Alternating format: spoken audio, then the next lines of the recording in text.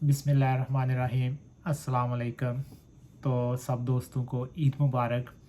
और ईद का जो वीलॉग है वो मैंने बनाया था चांद रात का, और लेकिन पोस्ट नहीं किया क्योंकि थोड़ा सा मैं परेशान था। जो प्लेन क्रैश हुआ है पाकिस्तान में उसकी वजह से। और मेरे मोबाइल में है, मैंने उसको ड्रॉप भी किया था अपने जो सॉफ्टवेयर है उसके अंदर। लेकिन उसके बाद मैंने बिल्कुल भी 2 वीलॉग्स ऐसे हैं जो उसके अंदर ड्रॉप किए थे लेकिन नहीं बनाए। तो एक था बच्चों के साथ मैं बाहर गया था चांद रात देखने। तो आप सब लोगों की ईद अच्छी गुजरी होगी। और हम में से कुछ लोग ऐसे भी हैं जो कि ईद मनाने आ रहे थे लेकिन वो ईद नहीं मना सके।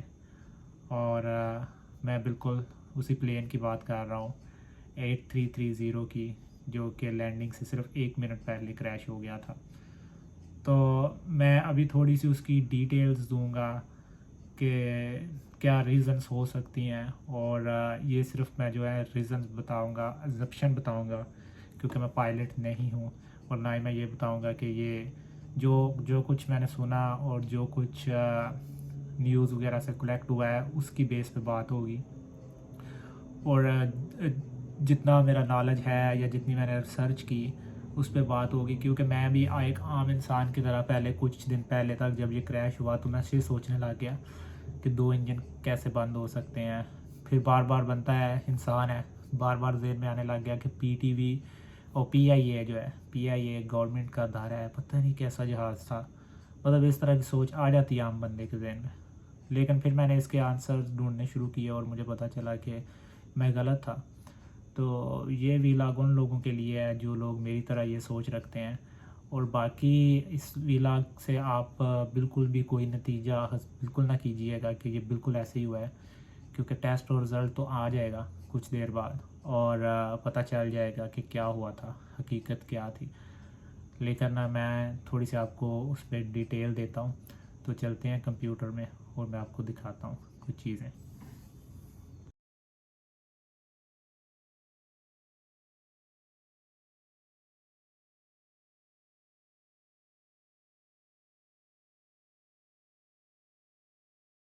तो गाइस अभी मैं अपनी कंप्यूटर स्क्रीन पे आ गया हूँ। जैसा कि आप देख सकते हैं कि मेरी कंप्यूटर स्क्रीन के ऊपर वो जो कम्युनिकेशन हुई थी टावर और जहाज़ के पायलट के दरमियान वो नज़र आ रही है। तो जो पहली स्टेटमेंट है, we are comfortable, we can make it इंशाल्लाह। तो ये पहली स्टेटमेंट थी। मैं इसको ज़रा प्ले करता हूँ। और उसके बाद जो दूसरी स्टेटमेंट आई है वो देखते हैं, थोड़ी देर तक स्क्रीन के ऊपर आएगी। मतलब इस अभी आप ये देखें, we are comfortable now on descent out of 3500 feet for 3000 establishing ILS-25 left. अभी ये जो स्टेटमेंट है इसमें थोड़ी आपको एक्सप्लेनेशन दे दूं कि वो कह रहे हैं कि हम 3500 फीट से नीचे 3000 फीट पे ड्रॉप आउट कर रहे हैं और हम जो है मेंटेन करने की कोशिश कर रहे हैं ILS। तो ILS क्या होता है मैं आपको स्क्रीन पे दिखाता हूँ। लेट्स सपोज ये आपका रनवे है। इस रनवे पे अगर किसी जहाज़ ने उतरना होता है तो वो यहाँ से या लेफ़्ट साइड से या राइट साइड से जहाज़ आता है, वो एकदम कभी भी इस जगह से ऐसे लैंड नहीं करता। तो ये जो चीज़ होती है, ये देखें अभी आप वो कह रहे हैं कि 3000 और 3500 फुट की जो उनकी बुलंदी है वहाँ से वो ILS मेंटेन करने की कोशिश कर रहे हैं। और वो किस साइड से ILS मेंटेन कर रहे हैं? लेफ़्ट साइड से, ये आप देख सकते हैं।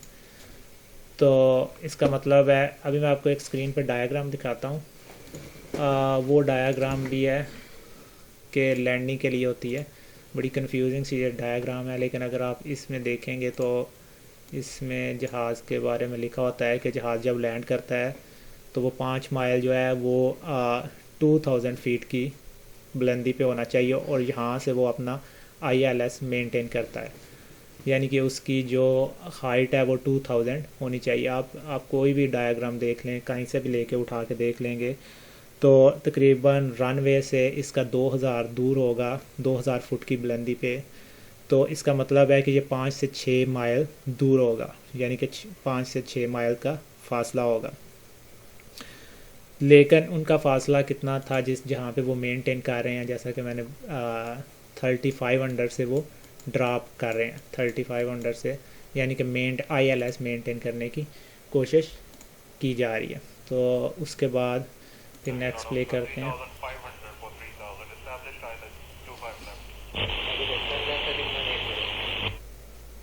अभी उन्होंने लेफ़्ट टर्न किया है 180 डिग्री पे, जैसे कि मैंने अभी इस डायग्राम में दिखाया है। मतलब कि यहाँ से वो जा रहे हैं, sir we are established on ILS, जब उन्होंने इस्टेब्लिश कर लिया। अब कुछ पायलट्स ये कहते हैं कि अगर जहाज़ यहाँ पे आके पहले ही अपने आप को लॉक कर देता है, किसके साथ? ILS के साथ। इसमें एक बटन लगा होता है जहाज़ में, जब वो इस बिल्कुल लाइन में आता है वो खुद को लॉक कर देता है ताकि वो स्ट्रेट जाए और ये जो रनवे है इसके ऊपर जाके लैंड कर जाए। तो अभी देखते हैं नेक्स्ट वन।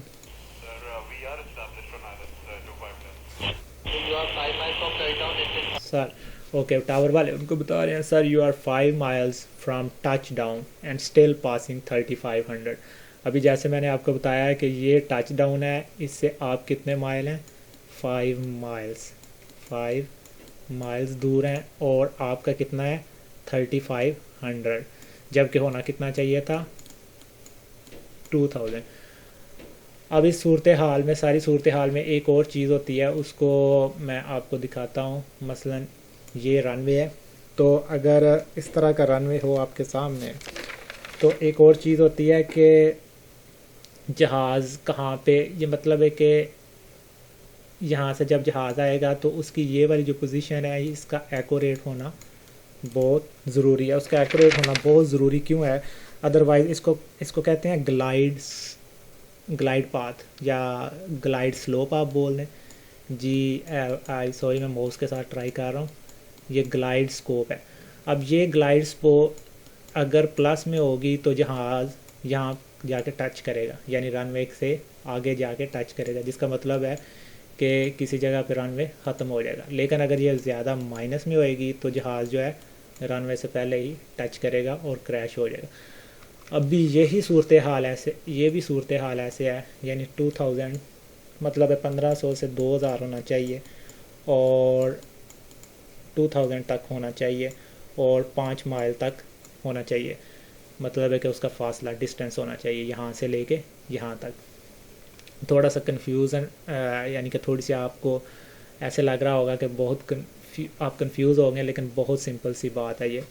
और उसके बाद अगर हम देखते हैं कि उसके बाद वाली मैं सुनने लगा हूँ कि क्या कम्युनिकेशन आई थी, मतलब ये उनको वार्न कर रहा है कि आप इस जगह पे हैं। रॉजर बोला कॉपी, और उसके बाद क्लियर टू लैंड, इसके बाद क्लियर टू लैंड ये टावर से बोला है कि सब कुछ क्लियर है, आप लैंड कर जाएँ। उन्होंने लैंड करने की ट्राई की, मैं ये अज्यूम कर रहा हूँ रॉजर PI8303। जहाँ पे जाके जब उन्होंने फ़र्स्ट अटैम्प्ट किया लैंड करने की, तो जिसमें जाके थोड़ा प्रॉब्लम हुआ है। और आप देख सकते हैं कि इस एरोप्लेन के नीचे जो दोनों इंजन है वो टच हुए हैं, कि क्योंकि किसी वजह से नीचे से टायर ओपन नहीं हुए और सबसे पहले इंजन टच होते हैं, और दोनों इंजन टच होने से दोनों इंजन के ऊपर डैमेज हुआ है। अब जहाज़ में ये एक इंजन होता है, एक ये इंजन होता है, और ये एक जो नीचे छोटा सा पायलट इंजन भी होता है, लेकिन ये सिर्फ जहाज़ को मेंटेन करता है, उतरने में हेल्प करता है। इसमें कोई पावर नहीं होती, कोई थ्रॉटल नहीं होती। तो अभी वापस चलते हैं, सुनते हैं आगे क्या हुआ था। पाकिस्तान गोइंग अराउंड, अब ये वो मोमेंट था जब उन्होंने डिसाइड किया था कि वो दोबारा रन पे आएंगे और दोबारा चक्कर लगाएंगे। We would like to come again, ये पायलट ने बोला है कि हम दोबारा आएंगे। ले उस टाइम तक टच डाउन हो चुका था और लेफ़्ट साइड से ही दोबारा आएंगे। अब आपको याद होगा कि left side ILS left side, यानी कि इस साइड से दोबारा वो लैंड करने की कोशिश करेंगे। और अभी वो कह रहे हैं हेडिंग 110 क्लाइंबिंग 3000, मतलब है कि 110 क्या है। अभी मैं आपको दिखाता हूँ। अगर मैं इस स्क्रीन को थोड़ा सा क्लीन कर लूँ तो मैं आपको दिखाऊंगा 110 क्या है। क्योंकि जब जहाज़ वहाँ पे था तो ये कुछ इस तरह का सीन था उस एयरपोर्ट पे जब जहाज़ आ रहा था। 36 ये सारा मैं लिख रहा हूँ 200, अगर आप देखेंगे तो ये था और ये 90 डिग्री था। और अब आपका रनवे जो था वो कुछ इस तरह था, उस पोजीशन पे इस तरह था, क्योंकि जहाज़ इधर से आ रहा था, ठीक है, ये लेफ़्ट लेके, और यहाँ पे टच डाउन हुआ यहाँ से। अब आप सोचें कि 110 किधर होगा, यानी कि वो उसको कह रहा है कि 110 यहाँ से दोबारा आए, जो लेफ़्ट वाला लें और दोबारा, ये राइट वाला था, सॉरी ये लेफ़्ट वाला था, लेफ़्ट वाला यही पहले भी लिया था जहाज़ ने, ये नहीं था लिया, और दोबारा लेफ़्ट वाला लें। और वो चाहता है कि ये 5 माइल तक जहाज़ जो है दोबारा जाए। अभी मैं आपको दिखाता हूँ लेफ़्ट रॉजर, ओके। सो और उसकी हाइट लेफ़्ट हेडिंग कंफर्म मैंने बोला। उसके बाद left heading 110 climb 3000 foot Pakistan. और उसके तकरीबन 1 मिनट बाद यू आर क्रॉसिंग अल्टीट्यूड 2000। अब जो टावर वाला है वो उनको वार्न कर रहा है यहाँ पे ऊपर कि आपका अल्टीट्यूड 2000 है और इस जगह पे ही है, यानी कि आगे जहाज़ ने जाके, आपको पता है जैसे मैंने बताया है ILS, यानी कि जो 2000 है वो 2000 उसकी हाइट होनी चाहिए और 5 माइल तक। लेकिन ये अभी 5 माइल भी नहीं गया जहाज़, यानी कि 1 माइल भी नहीं था या 2 माइल भी नहीं बाहर गया हुआ था। तो वो उसको वार्न कर रहे हैं टावर वाले कि आपका जो अल्टीट्यूड है वो 2000 है, you are losing your altitude. इसको कहते हैं स्टालिंग। स्टालिंग का मतलब होता है कि जहाज़ जब बिल्कुल नीचे गिरता है, इसको स्टालिंग भी बोला जाता है। Just give me 2000, we are just give me 2000। Okay, वो इधर पायलट कह रहा है कि हम मेंटेन करने की कोशिश कर रहे हैं। Okay, maintain 2000। अब होता क्या है कि ये वो मोमेंट था जब उसने बोला कि मेंटेन कर रहा हूँ, यहाँ पे आके उसने क्या दिया, फुल थ्राटल, जो भी थ्राटल होती। अब थ्राटल आई मीन यहाँ पे उसने थ्राटल फुल जो थ्राटल थी वो दी थी जहाज़ को, क्यों, यहाँ से उठाने के लिए ताकि वापस आएँ, तो यहाँ पे आके उनका 2000 वापस हाइट हो। लेकिन क्योंकि इंजन जो थे वो दोनों टच डाउन हो चुके हुए थे पहले और दोनों इंजन वीक हो गए या कोई उनमें मसला था, तो आप खुद सोचें जब आप थ्राटल देते हैं किसी भी चीज़ को, तो थ्राटल अगर कोई चीज़ डैमेज आए तो वो, आप खुद सोचें अगर आपकी बाइक है पुरानी है वो सही नहीं चल रही, आप उसको फुल थ्राटल दे के अगर भगाएंगे तो उसमें कुछ ना कुछ ऑब्वियसली हो जाएगा, या उसमें वो पावर लेना बंद हो जाएगी या उसमें कुछ ना कुछ मसला हो जाएगा। और जहाज़ को जब भी ऊपर देना होता है, जाना होता है, उसको थ्राटल देनी पड़ती है। अभी मैं आपको दिखाता हूँ। इसके बाद Pakistan transponder mode showing you are 18। अभी यहाँ पे वो कह रहे हैं ये ट्रांसपॉन्डर उनका एक कंप्यूटर समझ ले या सिस्टम है डिसेंडिंग, वो इसको वार्न फिर कर रहे हैं कि आप जो हैं वो जो सिस्टम है वो क्या शो रहा है 1800। अब 1800 इज़ डेंजरस, मतलब है कि इस जगह पे 1800 और यहाँ से वापस आने में 2005 माइल तक होना चाहिए। और ये सिर्फ क्या था 1 माइल वापसी पे, जो दूसरा राउंड ले रहा था जहाज़ उस पर कितना था 1 माइल था। अब मैं आपको we are trying to maintain, इसमें पायलट कह रहा है कि हम मेंटेन करने की कोशिश कर रहे हैं, 2000 मेंटेन करने की कोशिश। और यहाँ पे पायलट ने फिर थ्राटल दी, लेकिन थ्राटल जहाज़ ने नहीं ली और कुछ हो गया और बोला अप्रोच, यस सर, जी sir, appears to be turning left. अब भी ये हुआ है कि यहाँ पे जाके जहाज़ बिल्कुल ये जो लिखा गया है ना अपीयर टू टर्निंग, ये टावर वाले कह रहे हैं कि हमें लग रहा है कि जहाज़ इधर से ही टर्न ले रहा है, यानी मतलब कि जहाज़ ने इधर से आना था, ILS मेंटेन करना था, 2000 की हाइट लेनी थी और 5 माइल तक जो था वो ये हाइट लेकर लॉक करना था ILS और यहाँ पे लैंड करना था। लेकिन यहाँ से ही जल्दी ही टच यानी कि हो गया। और यहाँ पे मतलब ये होता है कि फ्री स्टाइल लैंडिंग है, अब ये किसी जगह पे भी लैंड होगा जहाज़। और उसके बाद अगर मैं आपको दिखाऊं, we are proceeding direct to runway sir. और उन्होंने बोला कि हम रनवे की तरफ डायरेक्ट प्रोसीड कर रहे हैं, यानी कि यहाँ से ही डायरेक्ट प्रोसीड कर रहे हैं, हम यहाँ से नहीं आएंगे। अभी देखें, confirm you are carrying out belly. Usually ये पूछते नहीं हैं कि जो टावर वाले होते हैं वो पूछते नहीं हैं कि आप बैली लैंडिंग करेंगे, लेकिन इस सूरत हाल में क्योंकि जहाज़ एक दफ़ा टच डाउन हो चुका था और अब भी जो था दोबारा अगर बैलिंग लैंडिंग करता, क्योंकि इंजन जो थे वो दोनों फेल हो चुके थे टच होने की वजह से, तो बहुत सारे चांसेस है आग लगने के। तो उनका दिल होता है कि हम पहले मेजर कर लें, अगर जहाज़ में आग लगेगी तो हम अपने जो फायर ब्रिगेड और दूसरी गाड़ियाँ उनको पहले ही रवाना कर देंगे, तो इस वजह से बोला था।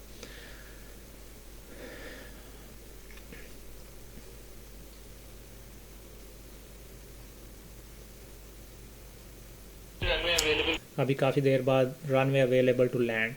अभी जो कंट्रोलर है उसने सारी की सारी फ़्लाइट्स यहाँ पे रोक दी है और बोला है कि जो रनवे है वो लैंड करने के लिए रेडी है, आप इसको लैंड करा सकते हैं। उसके बाद रॉजर पायलट ने बोला,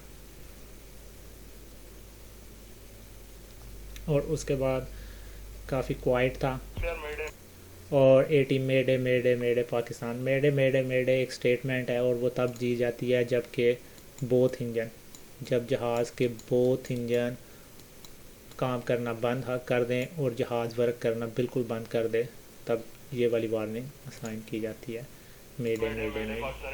और यही था roger sir both to land. तो टावर वाले में बोला कि बोथ रनवे अब अवेलेबल हैं। पहले एक रनवे था, अब 2 रनवे हैं। मतलब ये कि दोनों के दोनों जिस साइड पे भी हों, ठीक है, रनवे हैं। आप यहाँ से टर्न ले, जिस साइड पे मर्ज़ी आता है, जैसे मर्ज़ी आता है, यहाँ पे लैंड करा दें।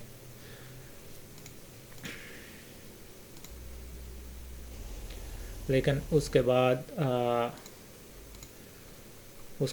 दोबारा कभी भी आवाज़ नहीं आई पायलट की, और जो है जहाज़ जो है वो क्रैश हो गया मॉडल कॉलोनी में, एक रेजिडेंस एरिया में, स्ट्रीट के अंदर। तो यहाँ पे एक कैमरे पे फुटेज है वो भी देखी जा सकती है, वो फुटेज भी शो करती है कि जहाज़ कितनी तेज़ी से नीचे आ रहा था।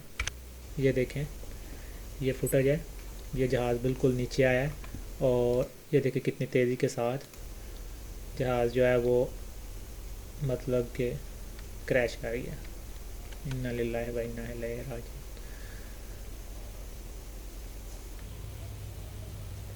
ये कुछ फुटेज लोगों ने बनाई थी उस टाइम, बिल्कुल क्रैश के उसी टाइम। ये वीडियो जस्ट एक इन्फॉर्मेशन है और इसको इन्फॉर्मेशन समझा जाए, और जितने भी लोग इस हादसे में जाँ बाक हुए हैं, अल्लाह पाक सबको जन्नत में आला मकाम अता फ़रमाएँ। और हम सब के लिए दुआ कर सकते हैं।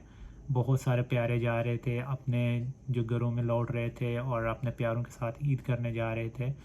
तो इसी वजह से मैंने ये ईद जो है वो ऑलमोस्ट सादगी से गुजारी है। वीलॉग जो था वो चांद रात का बनाया था, बच्चों के साथ बाहर जाके नहीं अपलोड किया। पड़ा हुआ है, सिंपल सी वीडियो थी लेकिन नहीं की। तो आप भी सब लोगों के लिए दुआ कीजिएगा। और यही थी आज की बात और यही थी आज की डिटेल वीडियो। और अपना बहुत ख्याल रखिएगा कोरोना से, और दुआओं में जो है याद रखिएगा। और आपके सबके लिए मेरी भी दुआएं हर टाइम आपके साथ होती हैं। तो इसी के साथ दीजिए इजाज़त। अल्लाह हाफिज़।